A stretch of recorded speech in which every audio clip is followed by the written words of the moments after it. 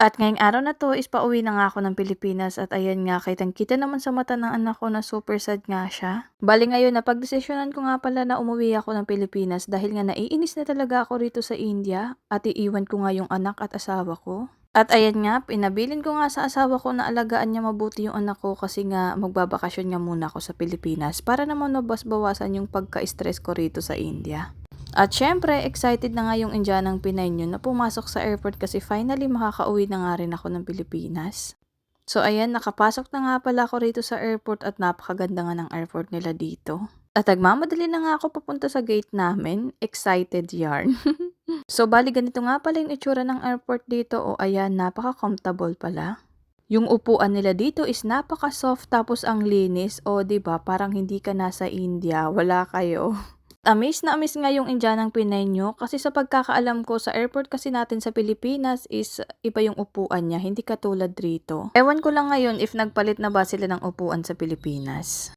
So ayan, pasakay na nga ako ng airplane at excited much na nga ang Indianang Pinay niyo. Ayan, napapangiti na nga ako kasi nga finally makakauwi din ako ng Pinas after how many years. Habang pasakay nga ako ng eroplano is iniisip ko talaga kung paano ko makukuha yung anak ko.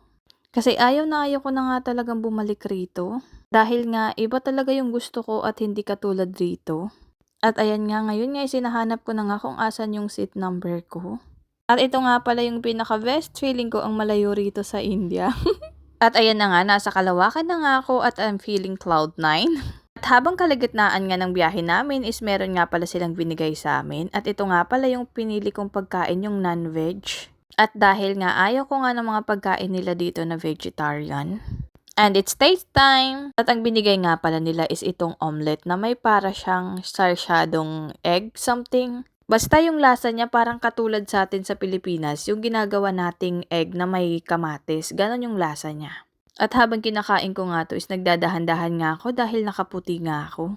And finally, I already landed and nandito na nga ako sa Manila. Ayan o, 'di ba? Manilang Manila na. I feel so happy. O, 'di ba? After how many years, finally nakauwi rin ako rito. Oy, charot lang ha. So, bali nandito nga pala ako sa Delhi ngayon at meron nga akong kikitain. So, ayan nga pala yung mga kikitain ko dito, yung mga milyonaryang Pilipina dito sa India. Alam nyo ba napakaraming milyonarya rito sa India? Kaya naman this time is magtitipon-tipon nga kami. Yung mga milyonarya lang ha. Charot lang. At nagpunta nga ako dito sa kitchen tapos ayan nga nakita ko nga tong siopaw at ayan wala na akong dalawang isip na kuhanin ito. Kasi guys, after how many years, ngayon nga lang ako makakain ng siopaw. Ayan, sarap na sarap nga ang Indianang Pinay niyo. O, 'di ba? Lasang Pinas talaga siya. O, gaano kasayang Indianang Pinay niyo habang kumakain nakangiti pa siya.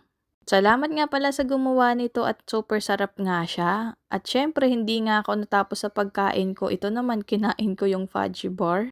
At busog na busog nga ako sa araw nito kasi halos lahat talaga ng pagkain namin rito is Filipino food. Dahil nga yung mga lahat na nandito is mga Pilipina na milyonarya rito sa India. O akala nyo kasi mahihirap yung mga tao rito sa India o 'di ba? Hindi nyo alam mga lahat na nandito mga milyonarya yan.